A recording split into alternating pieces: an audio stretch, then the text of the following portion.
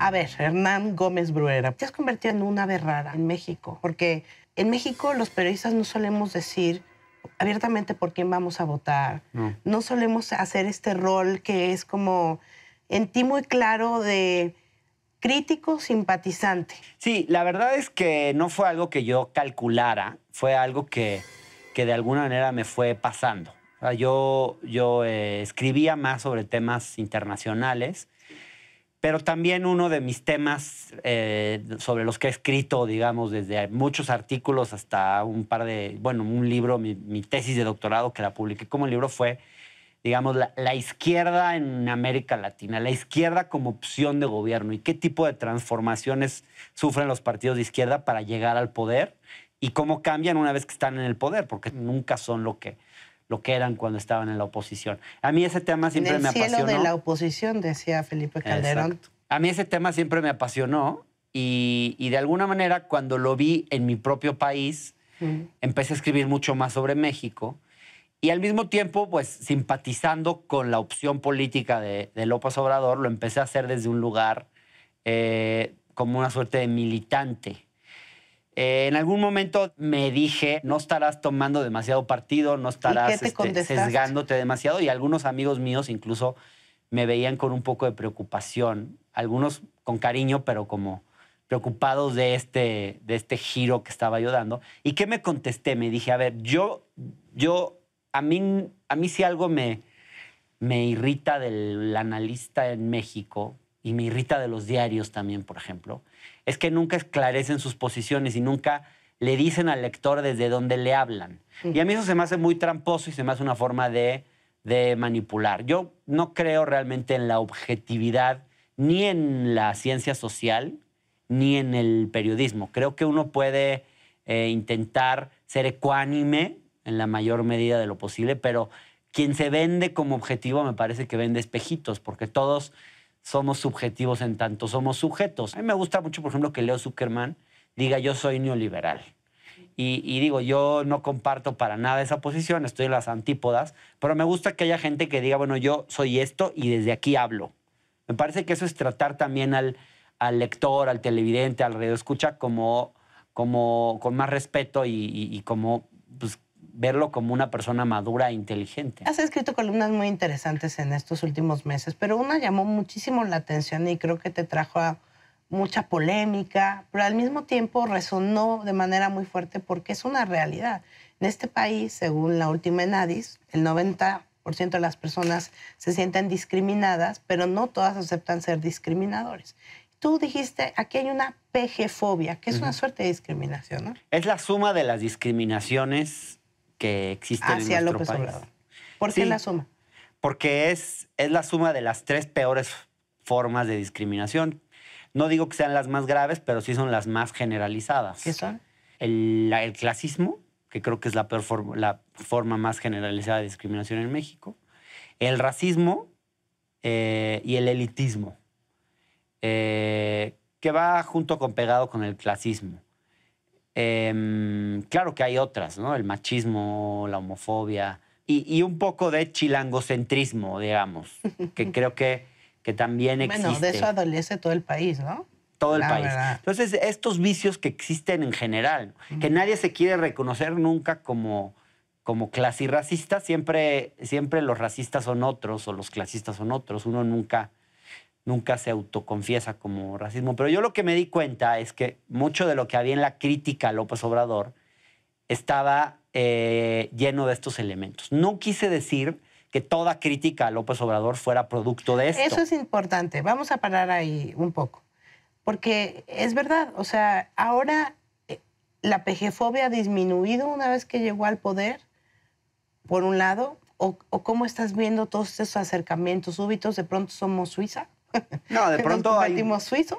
De pronto hay un interés en el acomodo, me parece a mí, de varios actores. Y además con un presidente electo, bueno, todavía no declarado presidente electo, con ese nivel de legitimidad y con esa fuerza política. Oye, 53% la votación. Pues, ¿quién quiere oponérsele? Digamos, ¿qué Pero podrías ganar? Pero también tenemos un gen mexicano, ¿no? De que le huye al conflicto, claro, o que se va con el ganador. También hay una cosa de irse con el ganador. También ¿no? hay una cosa de irse con el ganador. Pero a mí me parece que esto de la pejefobia lo vamos a ver reemerger en los próximos años, porque Bueno. me parece que en el fondo hay mucha gente que desprecia a López Obrador por su origen social, por su manera de hablar, que esa no se le va a quitar siendo presidente, y que en el fondo, en este momento lo aceptan, pero siempre va a haber algo ahí guardadito. Y yo creo que esto que yo llamé la pejefobia es un poco eso, es este desprecio que está guardado en un lugar profundo y escondido. No es algo que salga, que se explicite, ni que la gente se dé cuenta muchas veces. Porque, así ocurre con la discriminación. Uno no se da cuenta que discrimina, es muy difícil darse cuenta, pero en realidad a mí me preocupa esto porque creo que a fin de cuentas todas y todos en algún momento hemos sido discriminados o hemos discriminado. Sin duda. Y muchas veces no nos damos cuenta. A veces nos damos cuenta de cuando nos afecta a nosotros, pero no nos damos cuenta cuando nosotros discriminamos Estamos a afectando terceras a alguien. personas. Y también ha llegado un momento del llamado a la reconciliación nacional. Pero tú también escribiste algo que me pareció pues digno como de comentar un poco más, que es, no podemos decir no al conflicto. Tiene que haber conflicto en una sociedad. El chiste es cómo procesamos ese conflicto y cómo empezamos a escucharnos unos a otros. Pero ¿cómo hacemos para empezar a dialogar y para reconocer que el otro al criticarte puede tener algo de razón y comenzar a construir sobre esto? Claro, es justo eso el gran reto. No hacer del discurso de la reconciliación una simple fachada, una simple fotografía, un simple discurso vacío. Un decreto mágico. Sí, ¿no? sino que realmente sea algo que internalicemos y que sea parte de un proceso de diálogo donde las distintas partes se escuchen, pero en una lógica donde la escucha no es nada más simple tolerancia a la postura del otro, sino sea una apertura a darte cuenta que la crítica que el otro te hace puede tener algo de razón. Y ver qué puedes tú reflexionar y qué puedes aprender de la crítica del otro. No descalificarla automáticamente de forma a priorística, es decir, lo dices tú, entonces lo descalifico de entrada.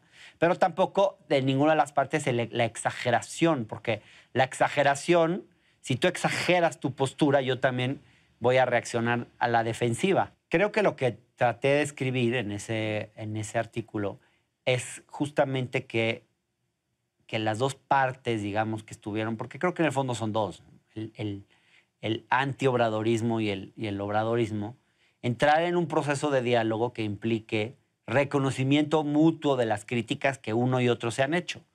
Creo que hay críticas que se han hecho a López Obrador que son válidas y que tienen un punto y que debe ser escuchado. ¿Cómo cuál? O, por ejemplo, la idea de que los problemas se van a resolver a partir de la voluntad O el del ejemplo de líder López Obrador. o del ejemplo personal. Yo creo que este ha sido un vicio de la izquierda histórico, el voluntarismo, no solo de la izquierda. Fox fue también un presidente muy voluntarista, pero Sí. esta idea de que por mi voluntad las cosas se van a resolver y no ponerle el suficiente empeño y energía en construir instituciones. O, por ejemplo, ¿Y tú ves a Andrés Manuel dispuesto a escuchar esto? yo creo que le va a costar, pero sí siento que en esta campaña, por ejemplo, López Obrador dio un salto en ciertos temas y esto fue porque escuchó. Por ejemplo, yo creo que su postura, y supongo que la advertiste, pero en el tema de diversidad sexual hubo un cambio. Se vio un cambio en esta campaña, ¿no?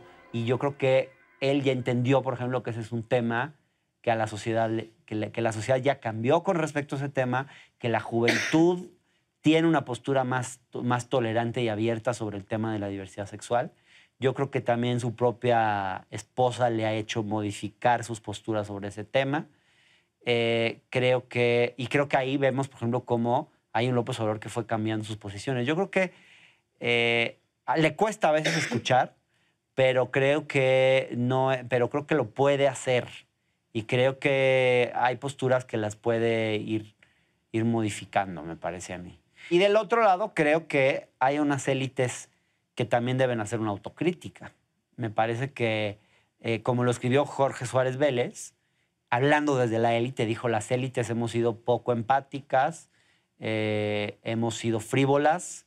Bueno, hacía una crítica que me pareció bastante razonable y yo creo que también por ahí debe venir un poco, los pasos hacia la reconciliación van un poco por ahí. Eres periodista, Hernán. ¿Cómo ves el papel del periodismo en el sexenio de López Obrador?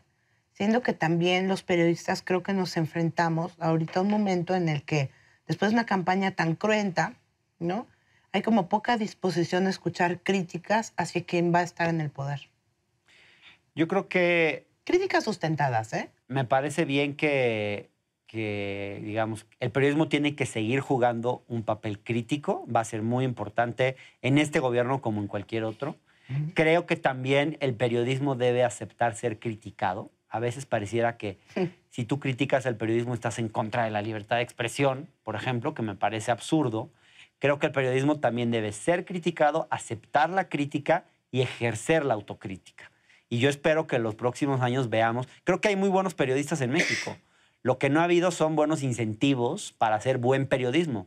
Están los futuros periodistas en México, están ahí. También creo que hacen falta nuevas caras en el escenario, pero también las que hay son buenas.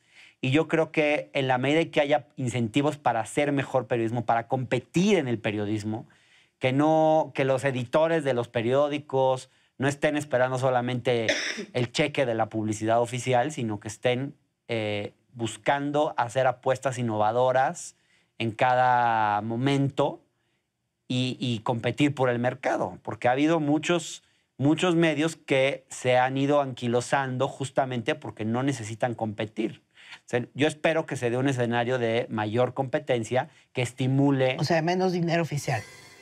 Entre otras cosas, que estimule un mejor periodismo.